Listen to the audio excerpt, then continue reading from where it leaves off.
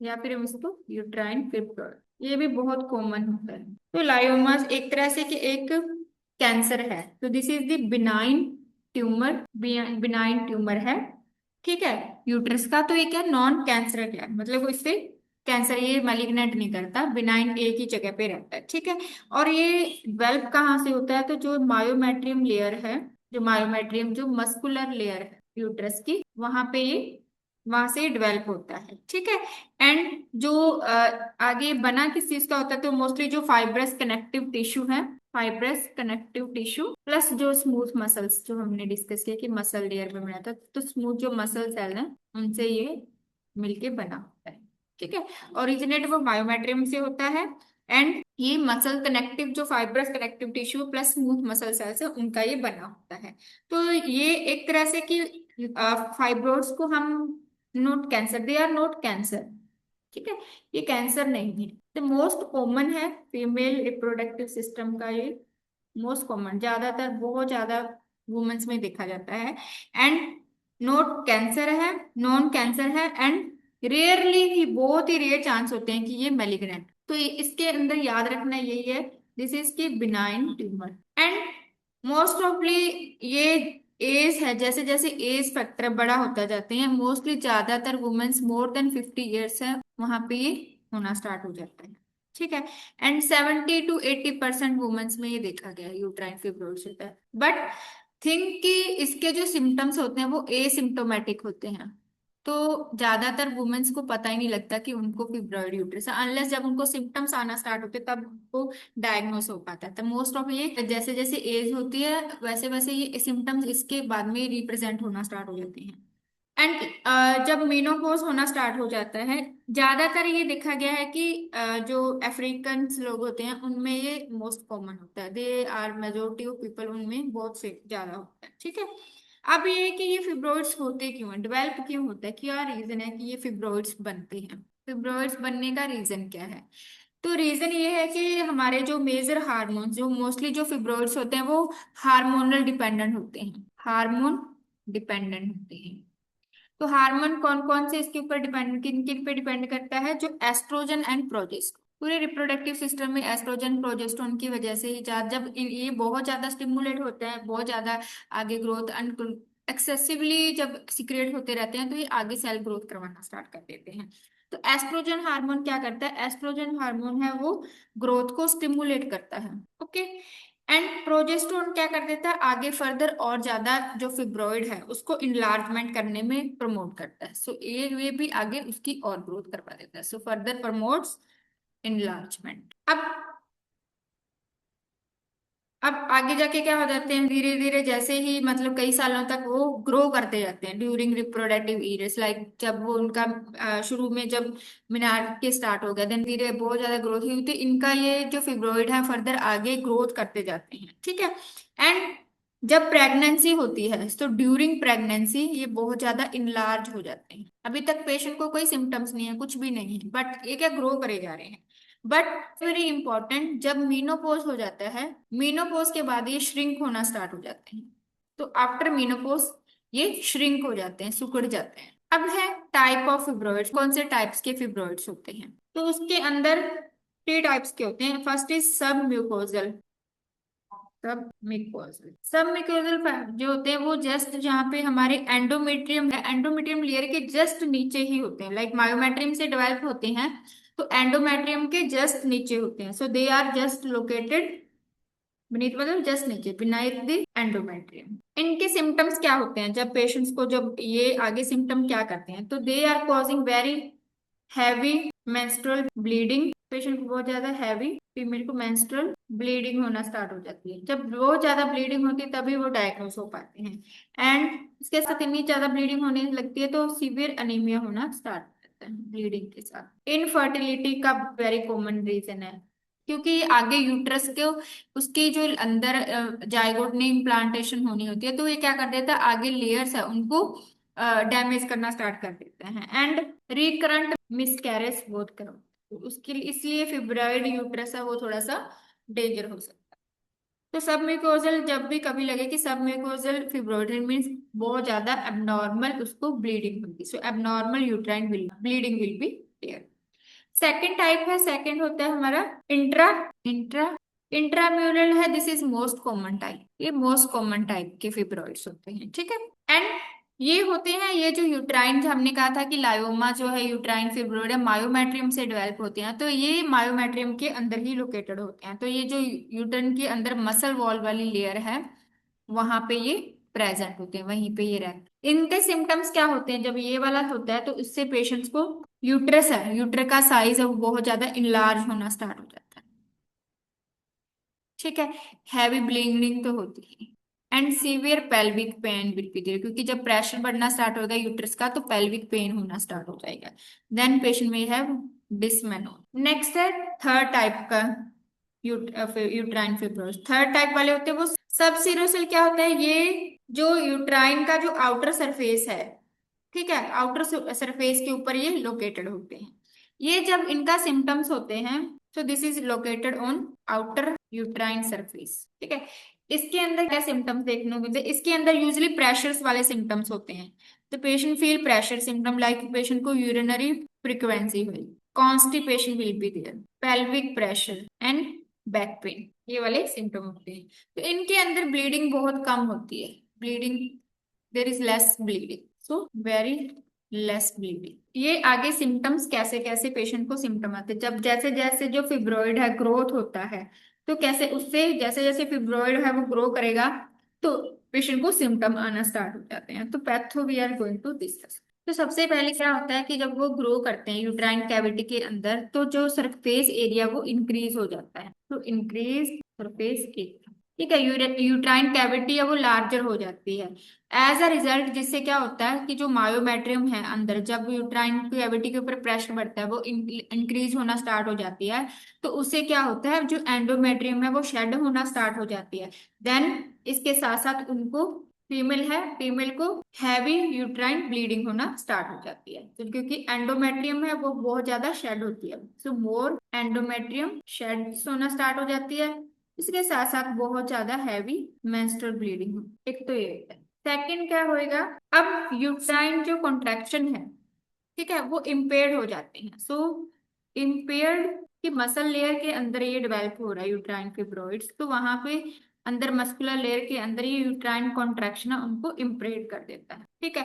तो नॉर्मली जब यूट्रस क्या कर देता है, कॉन्ट्रैक्ट करता है, जब मेंस्ट्रुअल ब्लीडिंग होती है, ब्लीडिंग ज्यादा ना हो तो हमारा यूट्राइन है वो कॉन्ट्रैक्शन होती है, कॉन्ट्रैक्शन जब होती है तभी हमें जो डिस्मेनोरिया फील होता है, तो वो डिस्मेनोरिया उसी वजह से होता है। तो अब कॉन्ट्रैक्शन होता है तो मेंस्ट्रुअल ब्लीडिंग को वो स्टॉप करता है, बट अब फिब्रॉइड यूट्रस है तो जिससे क्या होगा, यूट्रस प्रॉपरली कॉन्ट्रैक्ट नहीं कर पाएगा, तो जिसकी वजह से जो ब्लीडिंग है वो प्रोलॉन्ग हो जाती है, पेशेंट को लंबे टाइम के लिए प्रोलॉन्ग हो जाती है क्योंकि कंट्रोल नहीं कर पाती, सो देर इज पेशेंट में feel long bleeding. Third one है ब्लड वेसल कंप्रेशन, मतलब कि जैसे फिब्रॉइड है वो आउटग्रो करता है, ठीक है, तो ये क्या कर देता है, उसकी जब प्रेशर डालना स्टार्ट कर देता है तो ब्लड जो सप्लाई है उसको इम्पेयर कर देता है, जिससे इश्चीमिया होना स्टार्ट हो जाता है। आगे फर्दर पेशेंट को इश्चीमिया होना स्टार्ट हो जाता है, टिश्यू के पास ऑक्सीजन नहीं जा रही, तो जिसकी वजह से female feel very severe pain, severe pelvic pain will be there and cramping होना स्टार्ट होता है, क्योंकि ब्लड वेसल्स के ऊपर प्रेशर बढ़ना स्टार्ट हो गया, तो सप्लाई है टिश्यूज को, ऑर्गन को साइड पे उनको प्रेशर है, प्रेशर की वजह से ब्लड सप्लाई है वो कंप्रेस हो जाती है। एंड जो ये फिब्रॉइड्स होते हैं ये क्या मसल मास होते हैं, ठीक है, तो ये एक तरह से pressure effect, fourth one pressure effect का मतलब है कि जो लार्ज फिब्रॉइड होते हैं वो एक्ट एज अ मास, बड़ा सा मास होता है, तो उसकी वजह से वो प्रेस, जो साइड के जो ऑर्गन्स है उनको प्रेस करना स्टार्ट कर देते हैं, पेशेंट को बहुत ज्यादा हैवीनेस लगती है, तो नियर बाय के ऑर्गन्स को जब प्रेस करते हैं तो पेशेंट फील प्रेशर, बहुत ज्यादा प्रेशर फील होता है, ठीक है। एंड सम टाइम जो वुमेन्स होती हैं वो ऐसे डिस्क्राइब करते हैं पेल्विक प्रेशर को कि something is pushing inside my pelvis, तो something you can write down, फिर आपको लाइन समझ आ जाएगी, something is pushing inside my pelvis, कि मुझे ऐसा लगे पेल्विस के अंदर कुछ फील है, क्योंकि प्रेशर इतना ज्यादा हो जाता है फिब्रॉइड यूट्रस का, तो आगे जो ऑर्गन्स है उनको ये प्रेशर डालना स्टार्ट कर देता है। एंड इसके साथ साथ पेशेंट को जो ब्लैडर सिम्टम्स क्यों आते हैं, ब्लैडर सिम्टम मैंने आपको बताया कि जब वो प्रेशर आउटर ग्रो करता है, आउटर ग्रो करने के बाद ब्लैडर के ऊपर प्रेशर आना स्टार्ट हो जाता है, ठीक है। ब्लैडर के ऊपर सिम्टम्स जब आता है तो जिससे क्या होता है, पेशेंट को यूरिन फ्रिक्वेंसी, ठीक है, अर्जेंसी, यूरिन फ्रिक्वेंसी, अर्जेंसी, बार बार यूरिन जाएगा, ठीक है, nocturia will be there night time में, ठीक है। एंड पेशेंट फील कि उसका जो ब्लैडर है प्रॉपरली कंप्लीट नहीं है, so incomplete emptying will be there. And इसके साथ साथ पेशेंट को रेक्टल सिम्टम्स भी होते हैं। रेक्टल सिम्टम क्यों? क्योंकि जैसे वो फिब्रॉइड है, वो रेक्टम के ऊपर प्रेशर डालेगा तो रेक्टम को प्रेस करना स्टार्ट करेगा। रेक्टम को प्रेस होने की वजह से पेशेंट फील कॉन्स्टिपेशन, ठीक है, पेनफुल डिफिकेशन, मतलब उसको स्टूल पास करते टाइम भी बहुत ज्यादा पेनफुल होगा, ठीक है। एंड रेक्टल प्रेशर उसकी वजह से फील। अब जितना ज्यादा जब ये यूट्रस फिब्रॉइड ग्रो करते जाएंगे तो उसका एब्डोमिनल है, लोअर एब्डोमिनल है, वो भी इंलार्जमेंट होना स्टार्ट हो जाएगा। लोअर एब्डोमिनल इंलार्जमेंट होनी स्टार्ट हो जाएगी तो पेशेंट है उसका अपीयरेंस ऐसे लगेगा जैसे वो प्रेग्नेंट है, तो प्रेग्नेंट लेडी की तरह वो अपीयरेंस आना स्टार्ट हो। ब्रॉइड यूट्रस है वो इनफर्टिलिटी क्यों करते हैं? आज हमने डिस्कस किया था स्टार्टिंग में कि इनफर्टिलिटी हो जाती है इससे।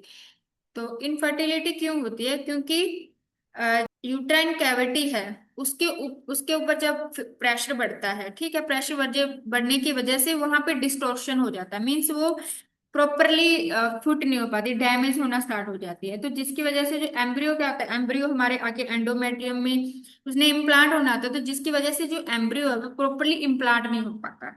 या जब फिब्रॉइड बहुत ज्यादा ग्रो कर रहे होते हैं तो बच्चों का, तो वाई दे कॉज इनफर्टिलिटी, तो इनफर्टिलिटी क्यों होती है? तो जब फिब्रॉइड ग्रो करते हैं तो ये डिस्टॉर्शन करते, डिस्टॉर्शन ऑफ यूट्राइन कैविटी, ठीक है, यूट्राइन कैविटी को तोड़ मरोड़ करना स्टार्ट कर देते हैं, ठीक है। अब वहां से उसकी वजह से जो एम्ब्रियो है वो अंदर प्रॉपरली इम्प्लांट नहीं हो पाता। सेकंड और क्या है कि ये फेलोपियन ट्यूब जब ग्रो करके फेलोपियन ट्यूब के ऊपर प्रेशर डालना स्टार्ट कर देते हैं तो फेलोपियन ट्यूब है वो ऑब्स्ट्रक्ट होना स्टार्ट हो जाती है। ऑब्स्ट्रक्शन होने की वजह से अवम एंड स्पर्म है, ठीक है, एग एंड स्पर्म है वो अच्छे से मिल नहीं पाते, तब भी इनफर्टिलिटी। थर्ड वन, जब ये ग्रो कर रहा है तो क्या होता है, ये ब्लड प्रेशर, ब्लड वेसल्स के ऊपर प्रेशर डालना स्टार्ट कर देता है तो आगे ब्लड सप्लाई है वो भी रिड्यूस हो जाती है, तो रिड्यूस ब्लड, उसकी वजह से भी फर्दर इनफर्टिलिटी होना स्टार्ट हो जाती है एंड इसकी रीजन से ये होना स्टार्ट हो जाता है। देन है आगे की, ये फर्दर कुछ कॉम्प्लिकेशन होती है कई बार अगर एम्ब्रियो वहां पे अटैच भी हो गया है, देन ये क्या करती हैं कि फिब्रॉइड है ये यूट्राइन कॉन्ट्रैक्शन को इंक्रीज कर देती है। सो इंक्रीज यूट्राइन कॉन्ट्रैक्शन, अब कॉन्ट्रैक्शन बहुत ज्यादा इंक्रीज हो गए हैं तो उसकी वजह से अगर प्रेगनेंसी हो भी गई है देन ये प्री मैच्योर पहले ही उसको डिलीवर कर देते हैं बेबी को, तो मोस्टली मिस कैरेज भी इनकी वजह से हो जाता है। इसलिए फिब्रॉइड यूट्रस है वो थोड़े डेंजर होते हैं। या फिर पेशेंट को प्री टर्म लेबर आना स्टार्ट हो जाते हैं, प्लेसेंटा अब्रप्शन कर देते हैं, ठीक है। तो इसीलिए बहुत से वुमेन्स को प्रेगनेंसी में प्रॉब्लम होती है फिब्रॉइड यूट्रस होने की वजह से। Now we are going to how we can diagnosis, तो इसको हम डायग्नोस कैसे कर सकते हैं? For diagnose we will do pelvic examination, PV करते हैं। सो पेल्विक एग्जामिनेशन करके हम उसको एग्जामिन कर सकते हैं, तो जिससे हमें जो यूट्रस है वो बहुत ज्यादा इनलार्ज दिखेगा, ठीक है, एंड उसके जो कॉर्नर होंगे, काउंटर्स होंगे वो बहुत ज्यादा इरेगुलर से होंगे, ठीक है।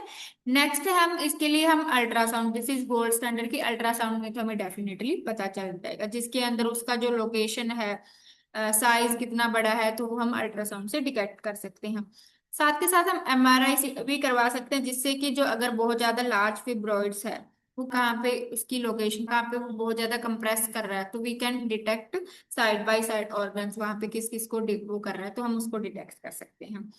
ट्रीटमेंट इसका मतलब यूजुअली कोई डेफिनेटली हम इसको हार्मोनल थेरेपी से ही वैसे ट्रीट करते होते हैं, बट मैंने कहा कि शुरू शुरू में ये एसिम्टोमेटिक रहता है, पता नहीं चलता। तो सिम्टम्स जिसका ट्रीटमेंट बेसिकली सिम्टम्स के ऊपर डिपेंड करता है, ठीक है कि नहीं है, ठीक है, और फिब्रॉइड है जो यूट्रस उसका साइज कितना है, ठीक है, लोकेशन कहाँ पे है आगे अंदर यूट्रस के अंदर, तो हम मोस्टली उन चीजों पे डिपेंड करता है। तो इसके अंदर सबसे पहले ट्रीटमेंट में देते हैं hormonal therapy for the treatment, medical treatment की हार्मोनल थेरेपी। तो हार्मोनल थेरेपी में क्या होएगा, जो सिम्टम्स है उनको रिड्यूस कर देगा लेकिन परमानेंटली फिब्रॉइड का ट्रीटमेंट नहीं है। तो इसके अंदर हम देखते होते हैं combined oral contraceptive, oestrogen progesterone mix combined oral contraceptive, ठीक है, या फिर प्रोजेस्टिव। तो ये यूजुअली जब बहुत ज्यादा ब्लीडिंग हो रही है so they are helpful, bleeding control में हेल्प। नेक्स्ट हम देते हैं पेशेंट के अंदर, ये हार्मोनल थेरेपी हो गया। सेकंड वन है gonadotropin releasing hormone antagonist, sorry agonist not antagonist. ये क्या करते हैं, इसके अंदर एग्जांपल्स लो, इनके एग्जांपल्स हैं कि हमने फर्स्ट पहले भी डिस्कस किए हुए हैं, ल्यूप्रोलाइन। ठीक है, इसका मैकेनिज्म क्या होता है, इसका एक्शन है कि ये जो इनिशियली शुरू में तो क्या करता है, ये स्टिमुलेट करता है हार्मोन्स को, उसके बाद क्या करता है, ये पिट्यूटरी ग्लैंड है उसको प्रेस करना स्टार्ट कर देता है, तो जिसकी वजह से आगे जो पिट्यूटरी ग्लैंड है, तो पिट्यूटरी ग्लैंड एस्ट्रोजन और प्रोजेस्टेरोन का जो लेवल है उसको डिक्रीज कर देती है। एस्ट्रोजन प्लस प्रोजेस्टेरोन उसका लेवल है, उसका इफेक्ट ऐसे कि उसको डिक्रीज हो जाता है, तो फर्दर जो उनका जब लेवल डिक्रीज होना स्टार्ट हो जाता है तो ये फिब्रोइड है वो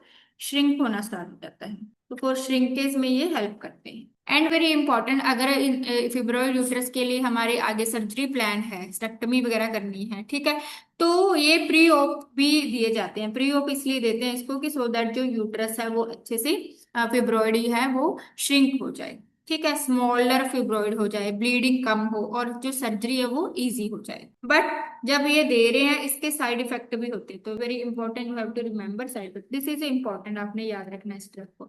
इसके साइड इफेक्ट क्या होंगे अगर ये लेता है, तो इसको जब, क्योंकि जब एस्ट्रोजन लेवल फॉल होना स्टार्ट हो जाता है, हमने पढ़ा था कि मेनोपॉज में क्या होता है, एस्ट्रोजन लेवल फॉल होना स्टार्ट हो जाता है, जब एस्ट्रोजन लेवल कम होना स्टार्ट हो जाता है तो पेशेंट में है हॉट फ्लैशेस, ठीक है, वेजिनल डिस्चार्ज, जो हमने वो सब सिम्टम्स पढ़े थे तो वो सारे आपने याद रखना। सो वेजिनल ड्राइनेस होना स्टार्ट हो जाती है, बोन लॉस होना स्टार्ट हो जाती है, ठीक है, डेंसिटी कम होना चाहिए, वेरी इंपॉर्टेंट, मूड चेंजेस होना स्टार्ट हो जाते हैं, या फिर वो एंजाइटी डिप्रेसिव या बहुत ज्यादा इरिटेबल होएगा, तो ये आपको हमेशा रिमेम्बर रखने से एनक्लेक्स इंपॉर्टेंट पॉइंट। देन है इसका सर्जिकल ट्रीटमेंट, हम क्या, so for surgical treatment we will do myomectomy, मतलब है कि जो फिब्रोइड है ओनली उनको ही रिमूव करना, सो रिमूवल ऑफ फिब्रोइड ओनली, ठीक है।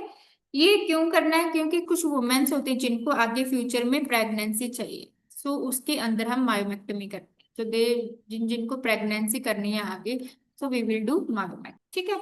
एंड इसके अंदर क्या होता है, यूट्रस को प्रिजर्व रखा जाता है, तो वेरी इंपॉर्टेंट, मायोमेक्टमी में ये होता है। देन हिस्टेक्टमी में मतलब क्या होएगा, हिस्टेक्टमी में यूट्रस को रिमूव कर देगा, तो मतलब डेफिनेटली भी क्योर हो जाएगा। बट अगर वो इन फ्यूचर अगर फर्टिलिटी अगर करना चाहे तो इन फ्यूचर वो प्रेगनेंसी कंसीव नहीं कर पाएगी। देन थर्ड वन है हमारा क्रायो सर्जरी, बट आजकल ये बहुत कम यूज होती है, स्टार्टिंग में पहले यूज होती थी क्रायो सर्जरी। तो क्रायो सर्जरी में होता है कि बहुत ज्यादा एक्सट्रीमली कोल्ड इन्वायरमेंट करके फिब्रोइड टिश्यू है उनको डिस्ट्रॉय कर देना, तो क्रायो सर्जरी, तो एक्सट्रीमली कोल्ड से जो फिब्रोइड टिश्यू है उनको एक्सट्रीम कोल्ड यूज करके फिब्रोइड टिश्यू उनको डिस्टर्ब करना, but this is less common nowadays. Then आजकल जो मॉडर्न ट्रीटमेंट चल रहा है वो है यूट्राइन आर्टरी एम्बुलाइजेशन। इसके अंदर क्या होता है कि एक कैथेटर लेते हैं, वो क्या कर देता है, जो यूट्राइन आर्टरी का ब्लड फ्लो है, जो आगे यूट्रस के अंदर यूट्राइन आर्टरी है, तो एक कैथेटर डाल के वो जो यूट्राइन आर्टरी है उसको ब्लॉक कर देते हैं। उसको ब्लॉक करने की वजह से आगे जो यूट्रस को जो फिब्रोइड यूट्र है वहां पे ब्लड सप्लाई नहीं होगी, तो आगे फर्दर क्या होता है, फिब्रोइड है वो श्रिंक होना स्टार्ट, डैमेज होना स्टार्ट हो जाता है, श्रिंक होना स्टार्ट, ठीक है। तो क्योंकि जितना फिब्रोइड यूट्रस में फिब्रोइड उतना जल्दी ग्रो करता है जब वहां पे बहुत ज्यादा ब्लड सप्लाई जा रही होती है, ब्लड सप्लाई को एक तरह से कट कर देते हैं वहां पे। अब ये वाली सर्जरी कब इंडिकेटेड होती है कि सर्जरी हमने कब करनी है, ठीक है, तो सर्जरी हमें तब इंडिकेटेड होती है जब बहुत ही सीवियर ब्लीडिंग हो रही है, इन case of very severe bleeding that causing anaemia, तब सर्जरी की रिक्वायरमेंट होती है, अदरवाइज हम पहले मेडिकल ट्रीटमेंट ही करते हैं। सो सर्जरी तब नीडेड होती है जब बहुत हैवी ब्लीडिंग हो रही है, and this bleeding cause anaemia, patient को अनीमिया भी हो, तो अनीमिया से पेशेंट कैसा में दिखेगा, fatigue, pallor, weakness, iron deficiency anaemia हो जाएगा, ठीक है, तो उस रीजन में हम सर्जरी करते हैं। सेकंड वन है जब बहुत ही जो फिब्रोइड है इतना ज्यादा रैपिडली ग्रो कर रहा है, तो रैपिडली ग्रोइंग फिब्रोइड, ठीक है, सिम्टम्स को आगे जाके वर्सन कर रहा है, तो अगर इतना रैपिडली ग्रो कर रहा है तो मे बी वो मेलिग्नेंट ना हो जाए, तब हमने वो करना। In case of very severe pain, अगर पेन नहीं टॉलरेट हो रहा then we will do conservative, और जब ट्रीटमेंट बाकी फेल हो जाए। एंड ये था, एंड जब इनफर्टिलिटी है, ठीक है, फिब्रॉइड है, वो कंसेप्शन नहीं होने दे रहा है, ठीक है, कंसीव नहीं हो रहा है, तो in case of infertility we will do, अगर नहीं किसी को प्रॉब्लम की आगे में उनको कंसीव इनफर्टिलिटी नहीं हो रहा, देन एंड स्टेज में हम उसको सर्जरी करके रिमूव कर देते हैं। अब है हमारा नर्सिंग मैनेजमेंट, कि हमें नर्सिंग मैनेजमेंट क्या बताना चाहिए। तो सबसे पहले तो जितने भी हमने साइन एंड सिम्टम देखे हैं तो उससे वो पता नहीं, क्योंकि अब इसके अंदर बहुत हैवी मेंस्ट्रुअल ब्लीडिंग होगी, तो हमारा सबसे पहले होता है असेस करना होता है हमने कि उसका मेंस्ट्रुअल हिस्ट्री कैसे है, कितने टाइम के लिए उनको मेंसेस हो रही है, कितने उसमें अमाउंट ऑफ ब्लीडिंग है वो लॉस हो रही है, पेन की सिविरिटी कैसी है, यूट्राइन सिम्टम्स आ रहे हैं, फर्टिलिटी कंसर्न हम उनसे पूछ सकते हैं, उसके बारे में असेस करते हैं। साथ के साथ हम अनीमिया को मॉनिटर कर सकते हैं, उसमें हम पेशेंट को डिजीनेस के लिए, स्किन पेलर है, एचबी कम है, उन सब चीज के लिए असेस कर सकते हैं।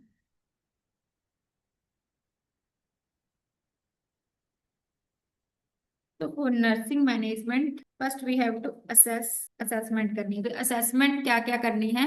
तो we will assess the about menstrual history, ठीक है, मेंस्ट्रुअल हिस्ट्री के बारे में हम पूछ सकते हैं।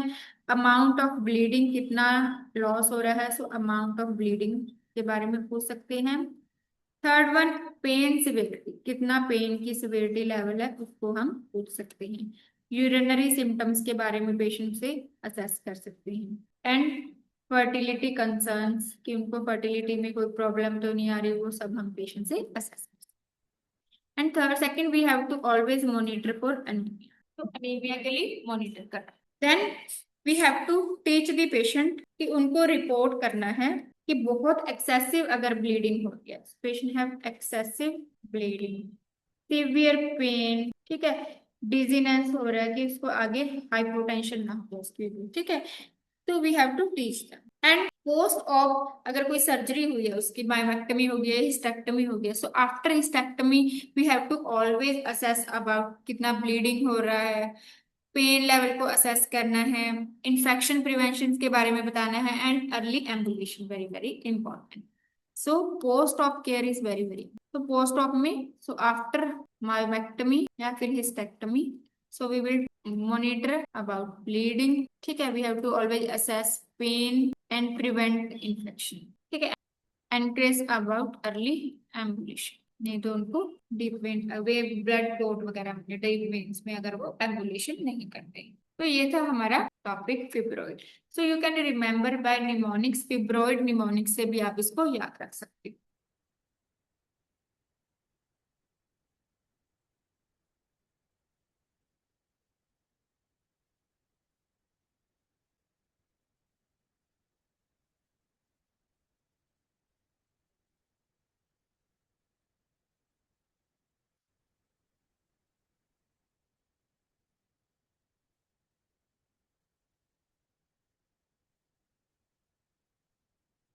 Fibroid where F stand for fertility problems,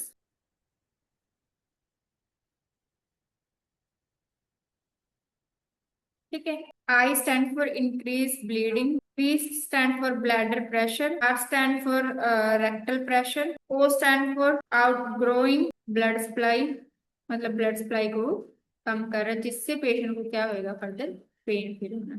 and D stand for, sorry, I stand for iron deficiency anemia, then D stand for depends on estrogen, ठीक है, फॉर ग्रोथ, एस्ट्रोजन है वो है उसकी ग्रोथ को प्रिवेंट प्रमोट कर रहा है।